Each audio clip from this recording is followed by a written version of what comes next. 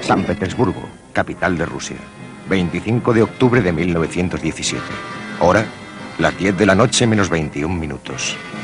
Anclado en el río Neva, el crucero Aurora espera antes de ocupar un lugar en la historia. Dentro de un minuto exactamente, la tripulación, bajo el mando de los bolcheviques, hará un disparo que será la señal para atacar el Palacio de Invierno.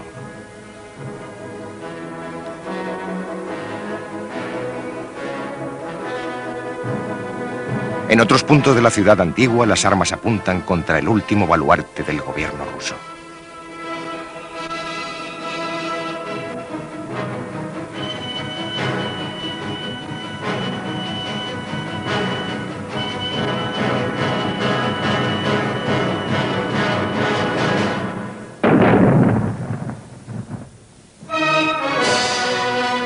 Diez días que conmovieron al mundo.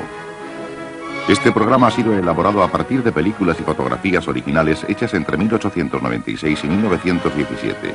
Para cubrir los pocos casos en que no había ninguna cámara presente, nos hemos servido de secuencias pertenecientes a largometrajes soviéticos, especialmente de las procedentes de Octubre, obra de Sergei Eisenstein y Grigori Alexandrov.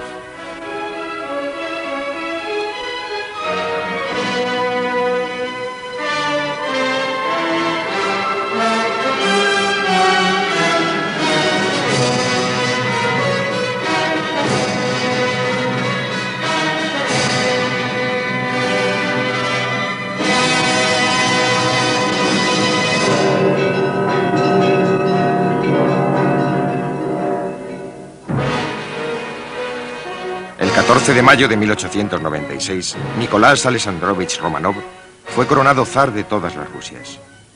Casi 1.300 de sus súbditos murieron pisoteados por la multitud. En 1913, un desfile imperial en el Kremlin conmemoró el 300 aniversario de la dinastía Romanov. Poco había cambiado en esos siglos.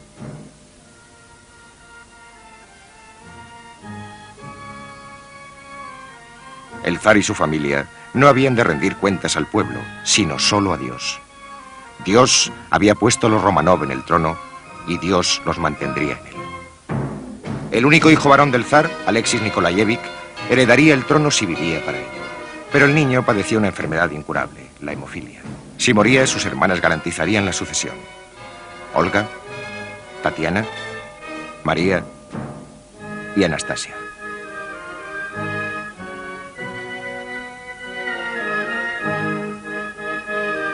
La dinastía debía continuar y debía ser preservada de la democracia, forma de gobierno que el zar detestaba. Mantendré el principio del absolutismo con la misma firmeza con que lo hizo mi inolvidable padre, que en paz descanse. Quienes crean que pueden compartir el poder, manifiestan sueños absurdos.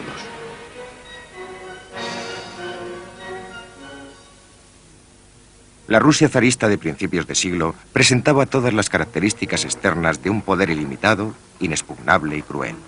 La gran mole del Kremlin se elevaba como recordatorio de las tres fuerzas que controlaban el imperio: la corona, la iglesia y la burocracia. Para aquellos 160 millones de personas que se extendían por un territorio que constituye la sexta parte de la superficie mundial, no había otra autoridad. Las proporciones y la solidez de la arquitectura moscovita hablaban de una sociedad que confiaba plenamente en su propio destino. En este ambiente surgió una importante élite intelectual. Y la música y la literatura rusas alcanzaron cotas altísimas. Fueron los propios escritores rusos, hombres como Gogol, Dostoyevsky, Tolstoy y Chejov, los primeros en ver las sombras que se cernían cada vez más sobre una sociedad irremisiblemente condenada. Para los millones de súbditos del zar, analfabetos, pobres y oprimidos, la iglesia era la única fuente de esperanza y consuelo.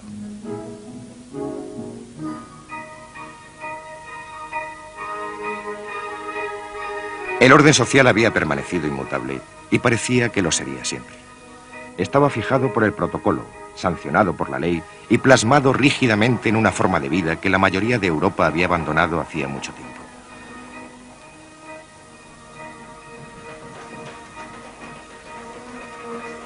En su vida privada, el zar Nicolás era un hombre amable, tranquilo y tímido, y el suyo era un matrimonio por amor. Con Alex, el mundo entero ha cambiado para mí. La naturaleza, la humanidad, todo.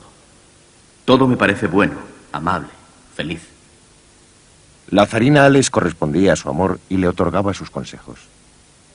Hemos sido puestos por Dios en el trono y debemos conservarlo sólido y transmitirlo intacto a nuestro hijo. ¿Y cuánto más fácil no es ser un monarca absoluto que uno que ha jurado una constitución? Queridísimo, escúchame.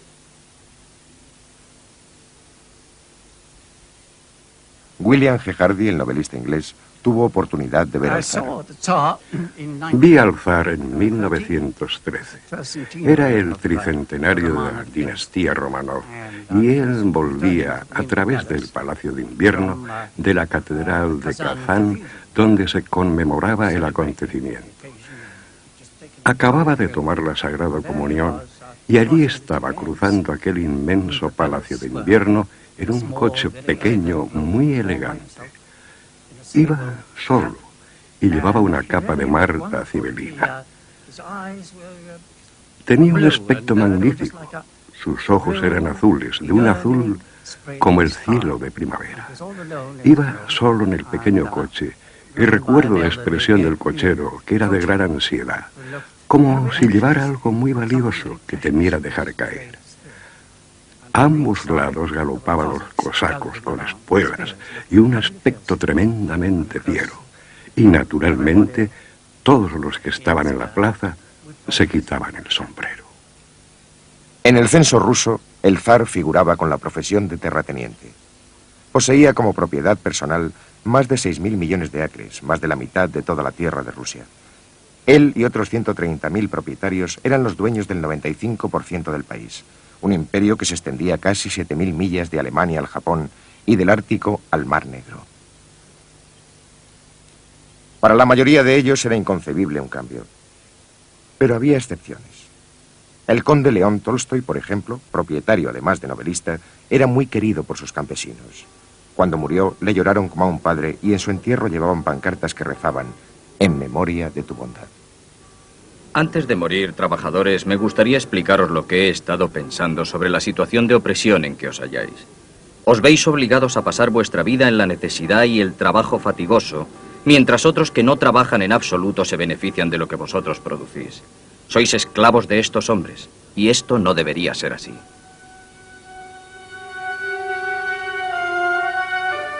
La mayoría de los campesinos rusos no tenía ninguna razón para querer a sus propietarios. El resto de Europa había abandonado la esclavitud hacía siglos, pero en Rusia los hombres no dejaron de ser propiedad de sus amos hasta 1861. Al comienzo de este siglo muchos vivían peor como hombres libres que como lo habían hecho siendo esclavos. El progreso era tan doloroso y tan lento que una familia podía morir sin haber visto ni siquiera un resquicio del mismo.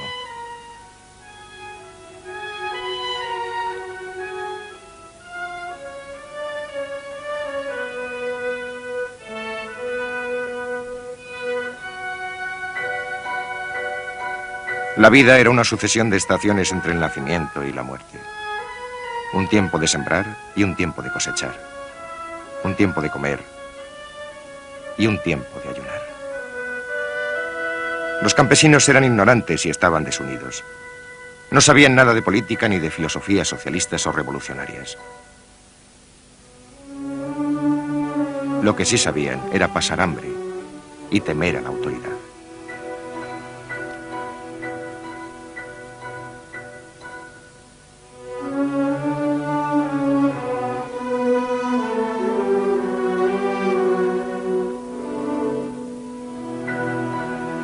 La abolición de la servidumbre introdujo un cambio en la vida de los campesinos. Ahora podían dejar la tierra, y millones lo hicieron. Sabían muy poco de lo que les deparaba el futuro, solo que no podía ser peor de lo que dejaban atrás.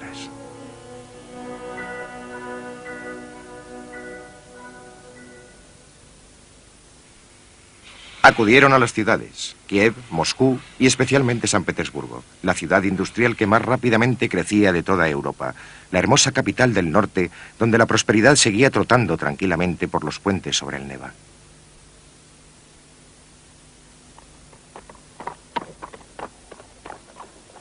Pero en la nueva zona industrial de la ciudad, los prófugos del campo no habían conseguido escapar ni de la pobreza ni de la sordidez. Sencillamente habían cambiado una sujeción por otra. Seguían siendo jornaleros, ahora jornaleros urbanos. El principal soporte de la industria eran las inversiones extranjeras. Francesas, alemanas y británicas para el acero y francesas principalmente para el carbón. En los 10 años que precedieron a la Primera Guerra Mundial, la producción industrial rusa se duplicó. Sin embargo, su productividad seguía siendo la más baja de Europa, al igual que la mayoría de los salarios, por no hablar de las condiciones de trabajo.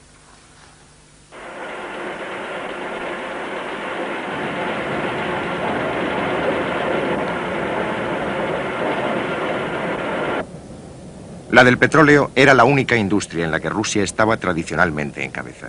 Y sin embargo era precisamente aquí donde las condiciones de trabajo eran con frecuencia más primitivas que en ningún otro sitio.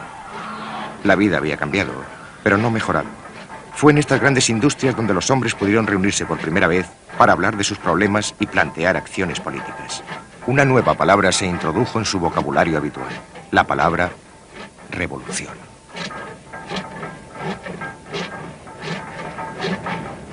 Mientras tanto, lejos de las fábricas y del descontento, la Rusia imperial seguía divirtiéndose.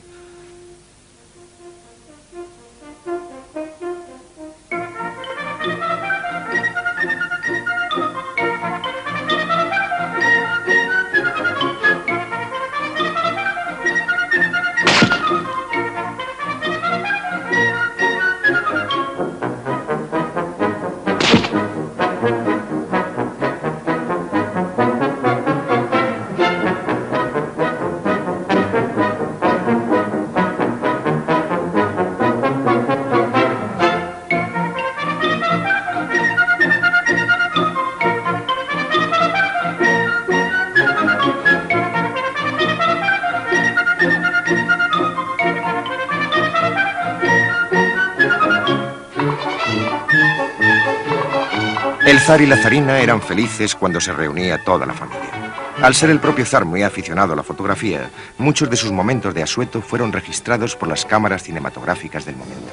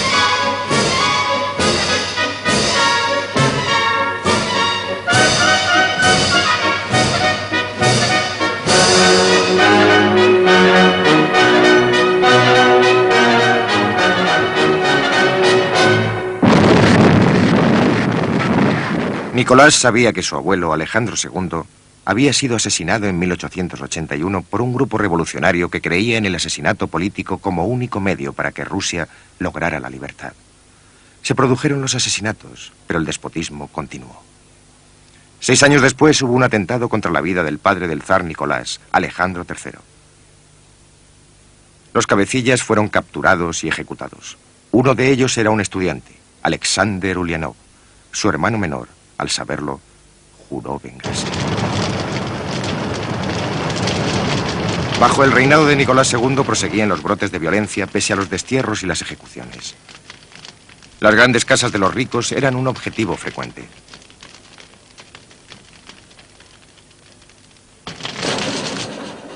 Pero los nuevos líderes revolucionarios se dieron cuenta de que la palabra era más poderosa que las bombas. Imprimían panfletos en sus casas y los introducían clandestinamente en las fábricas. Enseñaron a los trabajadores una nueva arma de protesta, la huelga.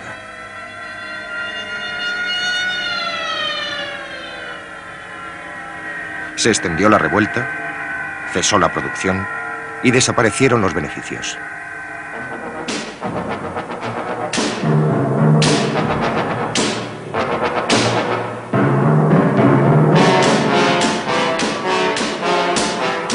Los huelguistas recibieron un trato despiadado. Eran enemigos del Estado y era preciso suprimirlos.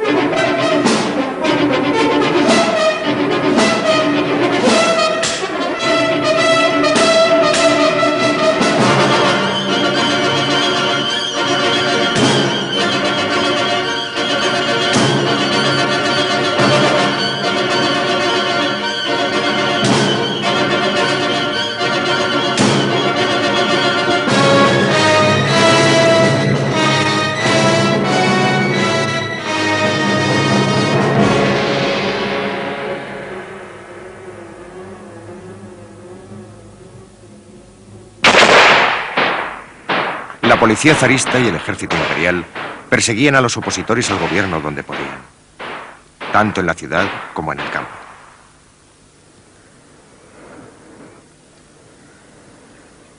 Muchos fueron encarcelados, otros muchos fueron desterrados a Siberia. No se conoce el número exacto de los que murieron.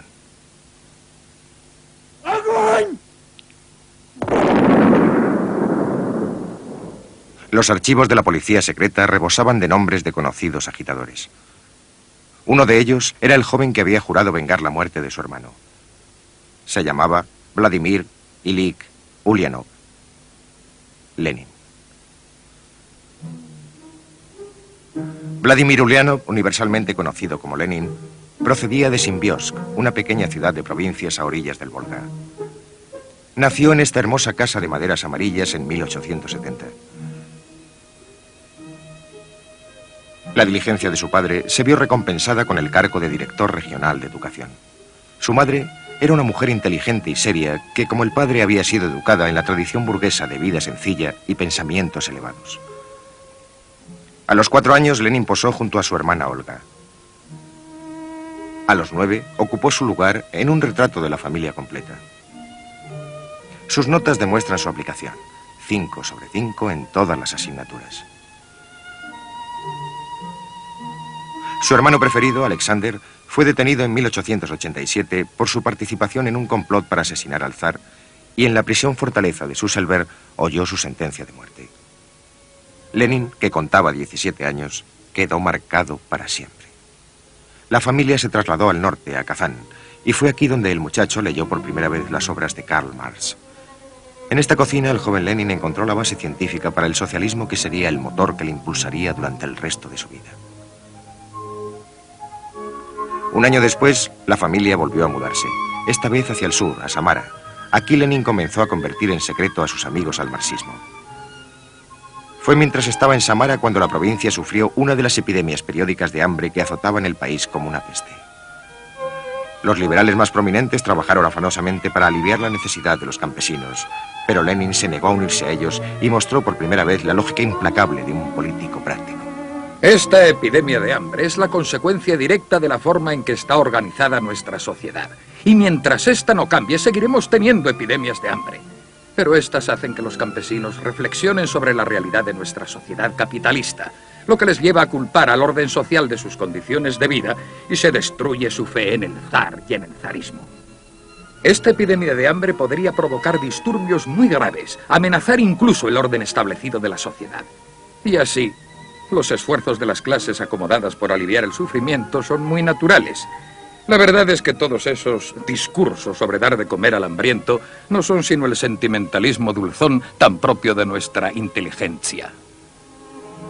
En 1895, Lenin se estableció en San Petersburgo tras haber viajado a Suiza para entrevistarse con los principales dirigentes socialistas en el exilio. Por aquella vez, los perros guardianes de la sociedad rusa no le sorprendieron. Estudió Derecho, pero dedicó la mayor parte de su tiempo a la clandestinidad revolucionaria. Padecía asimismo una gran escasez de dinero. Queridísima madre, te ruego que me envíes algo de dinero, ya que lo que yo tenía casi se ha terminado. Mi casera es insoportable, y cuando no estoy escondiéndome de ella, estoy tratando de huir de la balalaica que el vecino de la habitación de al lado se empeña en tocar noche y día. Llevaba una vida incómoda y su dossier de los archivos de la policía secreta se hacía cada vez más grueso. Consiguió escapar de ellos varias veces, pero al final fue inevitable que le capturaran.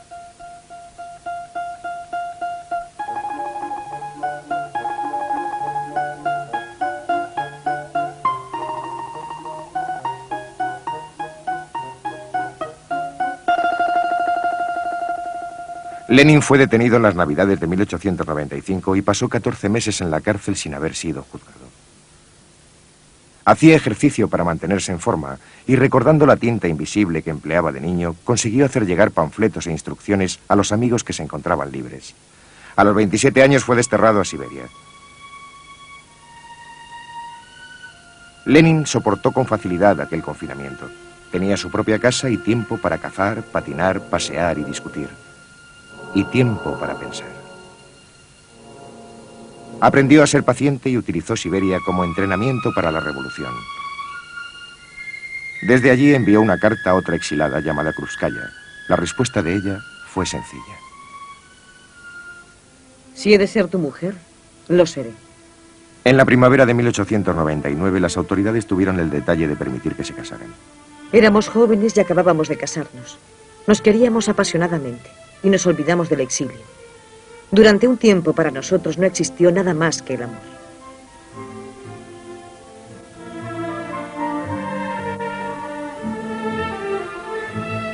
Pasada la luna de miel, emprendieron sin tardanza una traducción de la historia de los sindicatos. Desde su exilio de Siberia, Lenin había proyectado un nuevo periódico revolucionario, Iskra, La Chispa. Fue entonces cuando Ulianov empezó a firmar como Lenin. Iskra tenía que ser introducida en Rusia clandestinamente y el primer número se publicó en Alemania en 1900. Pero los impresores estaban nerviosos y hubo que trasladar la sede a Inglaterra. Había niebla cuando Lenin y Krúpskaya, liberados del exilio, llegaron a Londres por primera vez. Alquilaron 2 habitaciones en Kingsbury y a la casera no le hacía ninguna gracia que Krúpskaya no llevara alianza. Entre las personas que conocieron a Lenin en aquella época se encontraba una muchacha de 17 años, ahora la señora Zelda Coates. Conocí a Lenin en casa de mi hermana. Y la primera impresión que recuerdo es la de un hombre bastante bajo, enérgico y de ojos muy expresivos, casi calvo por lo que recuerdo, y con el pelo, bueno, casi pelirrojo. Mi hermana tenía varios hijos. Y otra cosa que me impresionó fue lo bien que se llevaba con los niños. No solo les hacía carantoñas y esas cosas que se les hacen a los niños, sino que entraba en el espíritu de sus juegos.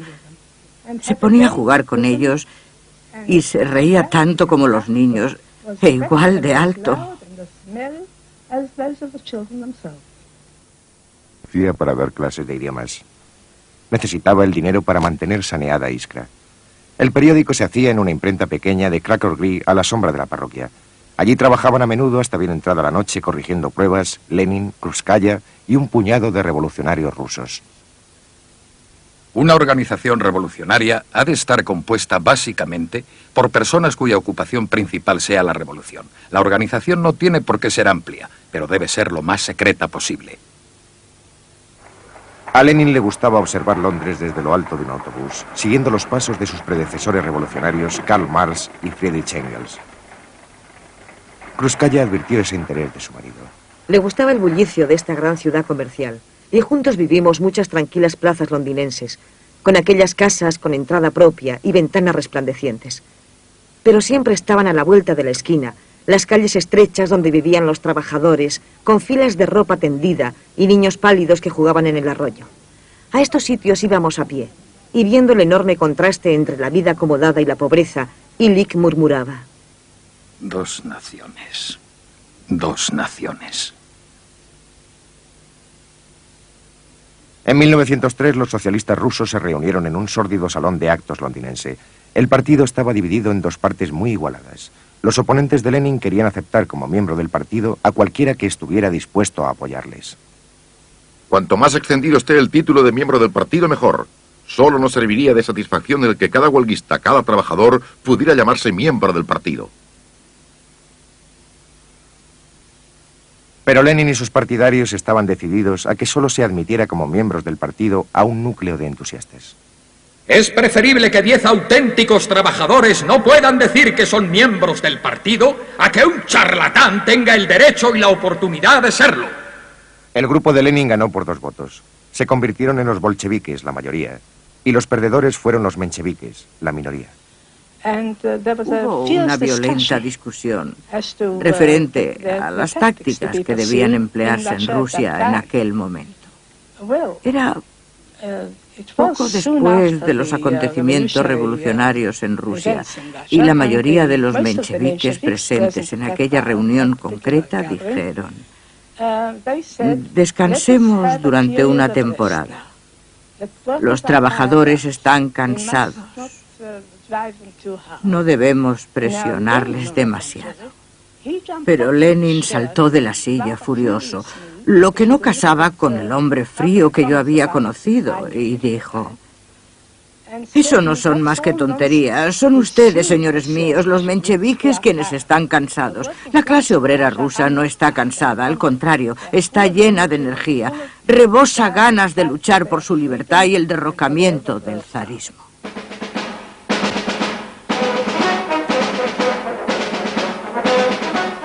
El zar, por su parte, parecía ignorar los acontecimientos que acabarían decidiendo el destino de su trono, su familia y su país.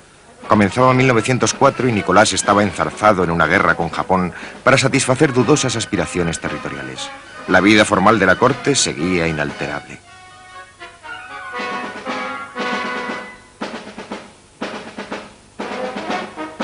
Muy lejos de este elaborado ceremonial, los ejércitos rusos sufrían una derrota tras otra para acabar rindiéndose ante los japoneses y volviendo a casa derrotados. Lenin comentó el desastre con sequedad. No es el pueblo ruso, sino la autocracia, quien ha de avergonzarse de la derrota. El pueblo ruso ha salido ganando con la derrota de la autocracia. Y la capitulación de Portov no es sino el preludio a la capitulación del zar.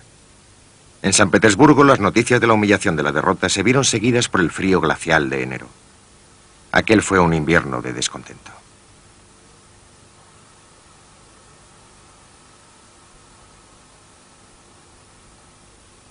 El domingo 9 de enero, 200.000 personas fueron hasta el Palacio de Invierno para presentar una petición al zar. Todos estaban desarmados. Llevaban iconos y muchos de ellos cantaban «Dios salve al zar». Sus peticiones de mejores condiciones de vida eran modestas, pero Nicolás decidió no aceptarlas. ¡Agón!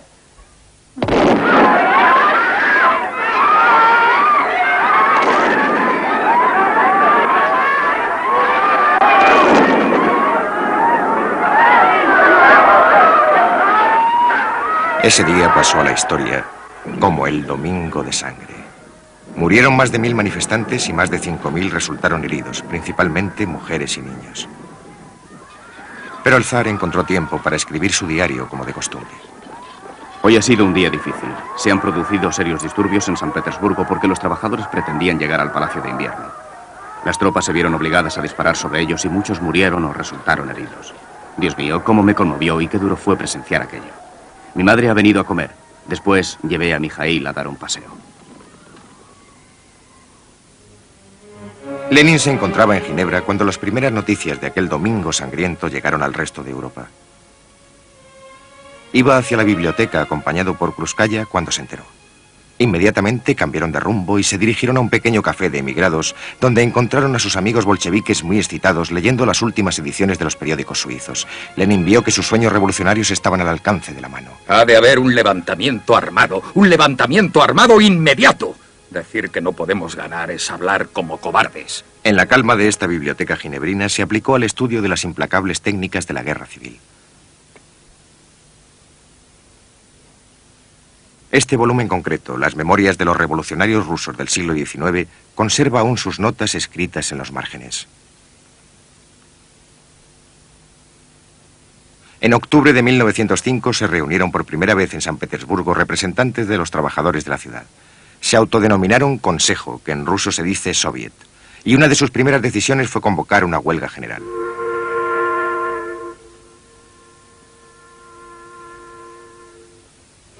A finales de octubre, San Petersburgo estaba paralizado. Con 3 millones de trabajadores en huelga, el zar se vio obligado a hacer concesiones por primera vez y prometió elecciones libres para una asamblea nacional. Pero los huelguistas estaban decididos a resistir y sus líderes propugnaban la desaparición de la monarquía.